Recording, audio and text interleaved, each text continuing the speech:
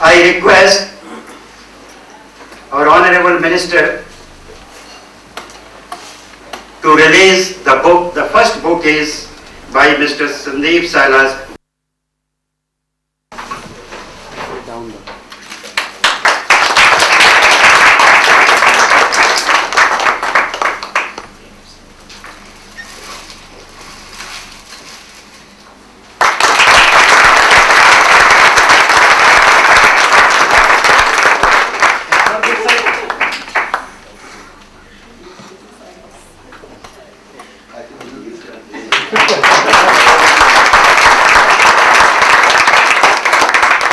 The other book is by Mr. Jagdish Prakash.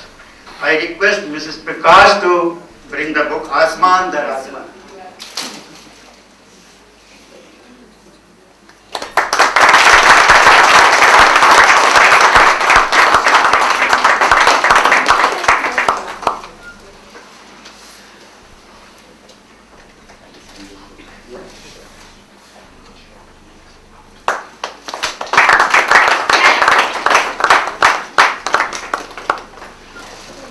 Friends, our Honorable Minister needs no reiteration of his introduction. However, I would just refresh our acquaintance with him. He is a Member of Parliament for the last 25 years.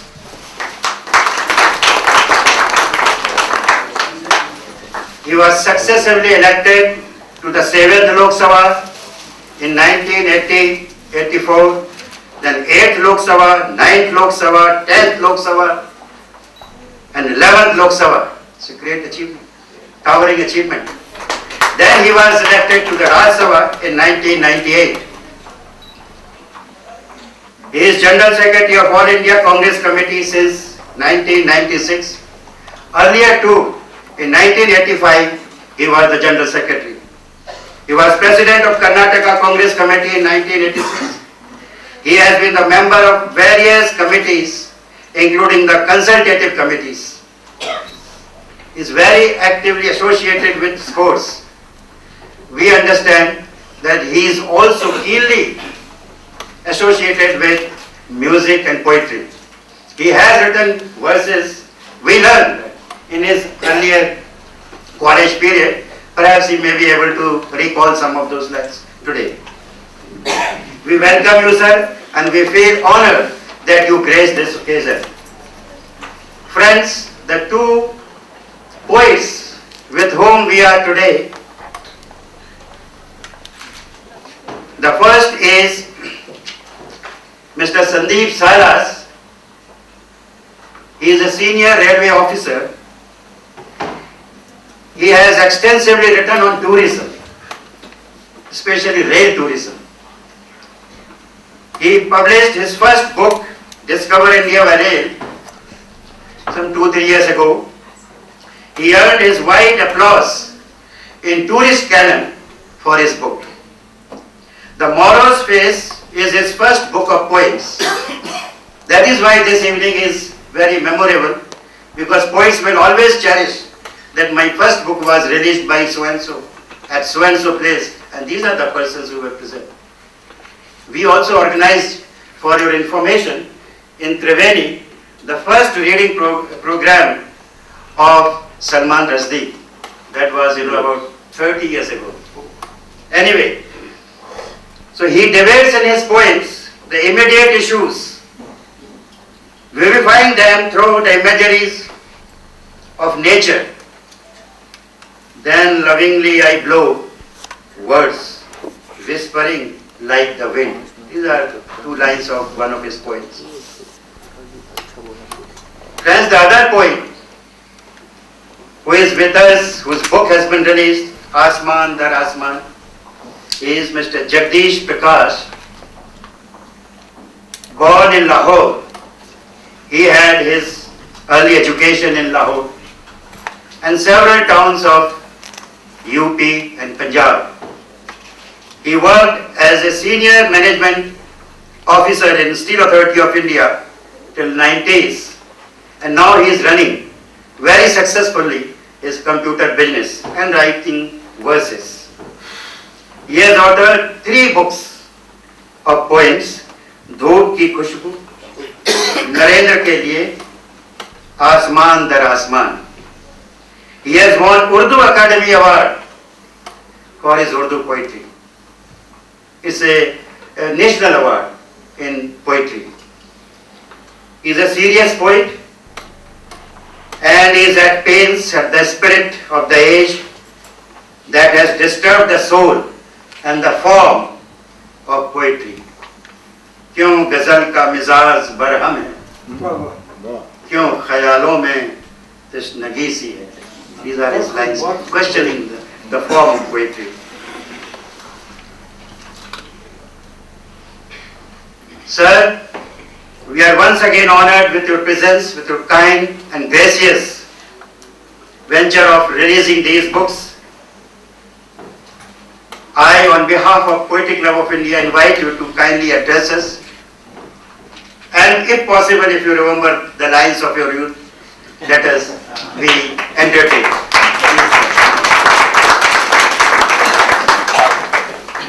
His Excellency, the Ambassador of Syria, Shri Kirip Chaliaji, Member of Parliament, Minister from Assam, CSK Guy, Chairman and Managing Director, Sterling Publishers, distinguished poets and writers, friends from the media, print media and electronic media, ladies and gentlemen. It's a pleasure for me to be here this evening to release the books on poetry by Jagdish Prakash ji and Sandeep Sailesh ji. To my mind, poetry is the result of life's experience and its effect on mind and heart. Poetry influences life. For me it did. When I was in the 5th form. Today's, I think, is the 10th standard or 9th standard. We were taught William Shakespeare's As You Like It. And many a time people ask me, what's your ambition in life? I said, I have no ambition. I have only one ambition, sir. What has influenced you to say this? Any man should have some ambition. Whenever you meet a child, you meet the child and ask the child, what do you like to be? And one would definitely say what the child would like to be. And for me, I never answered this question. What I would like to be. I never said. And what influenced me was the words of William Shakespeare in a poetry, in As You Like It, he says, who doth ambition shun and loves to live in the sun, seeking the food he eats and pleased with what he gets. Come hither, come hither, come hither. Here shall he see no enemy but winter and rough weather. This is what I have been reciting from day one when my teacher explained to me what it was. And then again, I have my children, daughter and son here. So I try to whisper in his ear what again Shakespeare in his Hamlet said, and it was Polonius's advice to his son when he was going to Paris for education. He said, neither a lender nor a borrower be. This is the influence of poetry. And here there are stalwarts. In earlier days, there were kings who had the court, and they used to hear the poetry, give them zamindari, all the awards. Today we don't have kings. The kings are prajas. Praja is Raja. Those days, Raja, Yatha Raja Tata Praja. And today it is Yatha Praja Tata Raja. So you have people as the Rajas, and you have a poetry club today. It is this poetry club which plays the role of a Raja, and we are all the Prajas. If you only say, I like that poetry, it inspires our poets to write more. Poetry influences one's life, and it is very sharp. The pen becomes sharper when you write poetry than what you write in prose. Prose you read pages and pages, 300 pages, 500 pages, voluminous. But one word of poetry can transform one's life and have so much of influence. I was in Meghalaya once. They were singing. I asked my friend, Mr. Didi Lapang, who is the Chief Minister of today. No. I asked him, what are they singing? They were singing in their Kazi language. And he said, people speak different languages, but there is only one common language. That is the language of heart, and that is the universal language. I think poetry inspires in us this language of heart. I wish our poets that they will bring out many, many more volumes of poetry, effective poetry that will be remembered forever, for times to come. And I would like to conclude by repeating words. If flight's time can be reversed, if time's flight can be reversed, I would like to live it over again, my childhood. Thank you very much. How beautifully he has described the function of poetry. That poetry influences life. Many people's lives have been, the course of life has changed through poetry. And that is why poets were called by Shelley as the unacknowledged legislators of the world, you might remember. But today we do not know, again he has added to that, I am repeating his words, that come here you can get nothing but winter and rough weather. So these legislators of the world, how miserably they are living. I think Mr. Ghai will throw some light on it. Mr. Ghai has published this book of poems. Nobody publishes poetry book these days. So Mr. Ghai has been a revolutionary figure. I know his father, and he was a great champion of literature. He brought out a lot of classics. I know Iqbal, he brought out, and many other books. And he has, kept alive that tradition. He is usually publishing one book of poems every year. Nice of him and great of him. I request him to kindly speak few words about publication, poetry publication. Good evening, friends. At Sterling, as Mr. Bandyopadhyay said, we do publish poetry, but only one book a year. Because we get so many requests, then we have to decline it. But we feel that, and that one slot is normally taken by our existing authors. Because we say that if the poetry is a positive, and which it is, then we do publish it. And then, because poetry sells the least, that's why we don't publish poetry. Otherwise, one loves to read poetry, and there is a poet in everybody. At one time or the other, a person can write poetry. You might have seen a person singing in the bathroom, and that is how the poetry comes into. So we feel that poetry is a very important aspect of life, and we wish Mr. Sandeep Silas and Mr. Jagdish Prasad a long life and keep on writing poetry. Thank you. First of all, you must listen to the poems of these poets from their own voices. First I request Mr. Silas to read some poems from his collection, Morrow's Face. My inner self then brings it to boil in heightened animation, awakening somnolence.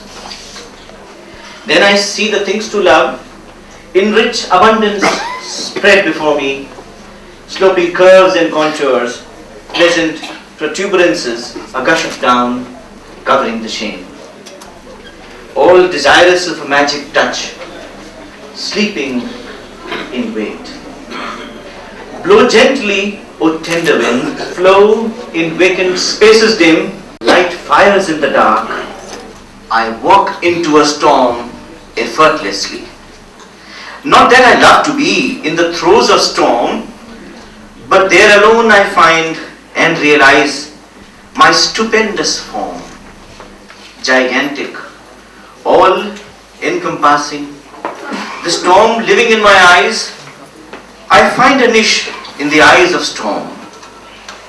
Each time before silence breaks, fragile like glass, I have a vision of the sounds building of a storm, slowly lifting from the seas, thirsting to suck infinitely into a whirl, fragments of shattered silence into self-realization. That's what Mr. Khai was saying, we publish poetry which speaks of positive, which takes you to a day which is brighter and which is full of more promise and which is so self-realizing. Quest of a soul. First rays of the morning sun, lazily falling upon eyelids, playfully tingling to a sensation, coax me, goad me to open light bud and roam the skies like fragrance, swift, elemental and brief. Flutter of winged dreams, still holding me fast to the vanishing night. The stranglehold of passions, accumulated desires, ballooned arteries, a quest for beauty and truth. Held between the magnetism of the sun and moon, my soul is pendulous, constant, measured, indecisive. Time ticking away towards finality impatiently. The strongest star shall draw out my soul, like death sucking breath to itself. I will rise and flow as scent of earth, impregnating the air with richness endowed, self-elevating yet selfless.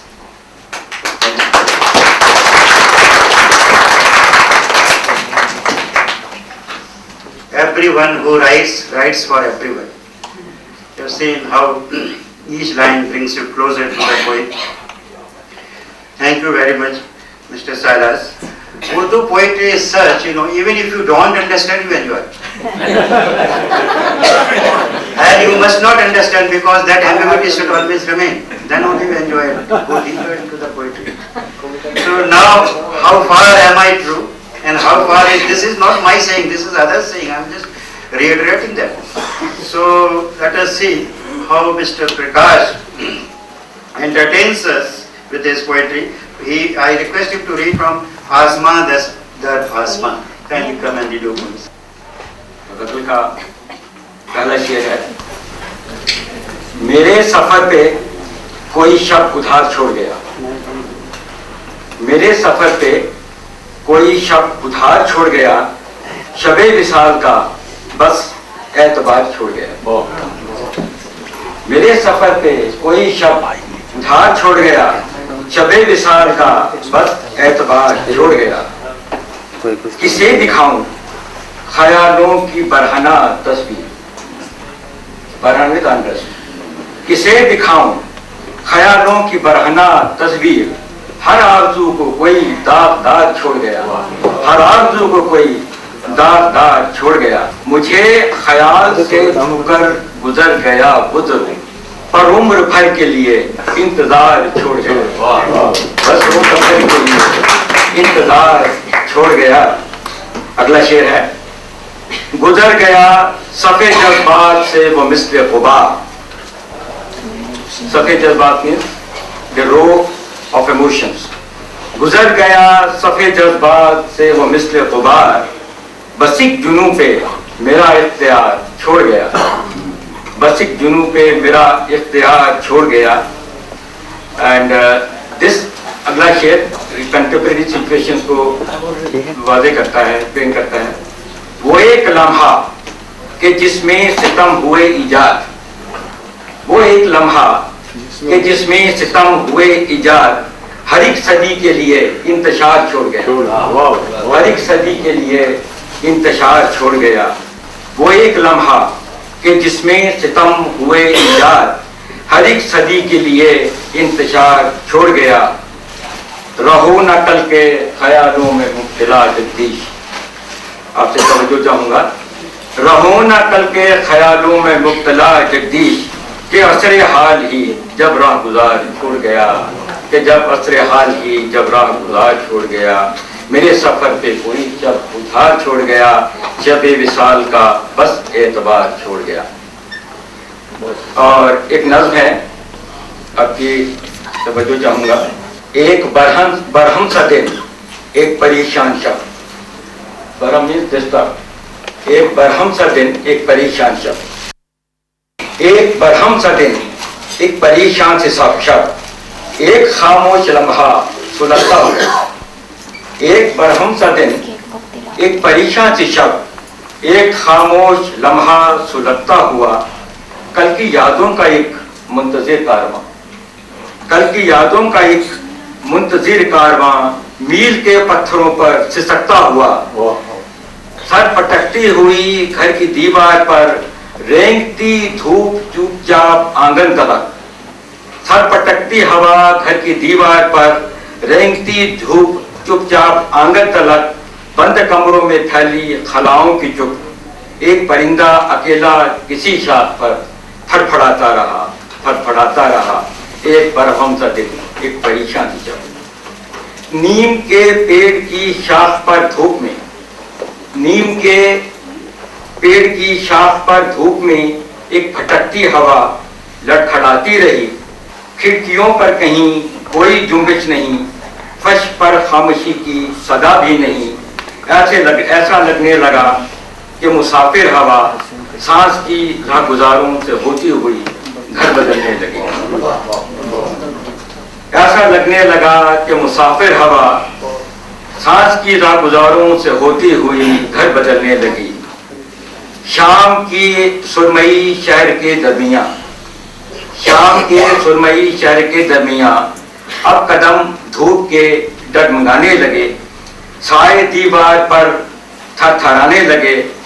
बस ख्यालों के पर्दे हिलाती हुई आ गई शब फसुदा पशीमान सी एक बरहम सा दिन। एक बरहम सा दिन, एक परेशान शब, लम्हा लम्हा उतरते गए, गुम हुए वक्त के गार में, जिनमें सदियों के भटके कई कारवां गर्क होते गए, गर्क होते गए, गर्क होते गए। Now let us go direct to English. Otherwise, J. Bhavilakshmi, yes. Invite her to come and read poem. At this moment, in a fraction of a second, what all must be happening in the world around, in the neighborhood, in the next house, in the street, in the garden, in battlefields, in hospitals, in jails, in lockups, and everywhere else. For you, it may be placid, non-eventful, even boring, as if time stood still. But this very moment, in fraction of a second, the hell might have been let loose somewhere. Killings, burnings, torture and violence, helpless cries, wicked laughter, hunger pangs, overindulgence. Come to think of it, this non-eventful moment is full of happenings. some of which you may hear tonight or read in tomorrow's newspapers, just a tip of an iceberg below which the whole humankind is lying buried. And this fraction of a moment is a silent witness to man's self-destruction. Thank you. I invite Dr. Vidya Sharma. प्रस्तुत है। कैसे हम अपने ही देह का लावा बहाकर रोशन करते हैं शहर। कैसे हम अपने ही देह का लावा बहाकर रोशन करते हैं शहर और लोग समझते हैं रोशनी सूरज की है। रोशनी सूरज की है। पूरब पश्चिम से आती रही हवा और सुगंध शायद किसी बगीचे से, जबकि ऐसा कुछ भी नहीं था। ऐसा कुछ भी नहीं था। हड्डियां जलाकर रोशनी उठाई, खून और पसीने की गंध खुशबू के एहसास में डुबोई रही। लगातार वक्त की चट्टान से टकराने के बाद अपने ही ऊपर हंसते बरसते आंसू जब तक रिश्तों में नमी बनाए रहे और हम बार बार लावा बनकर बहे और पूरा शहर रोशन होता रहा।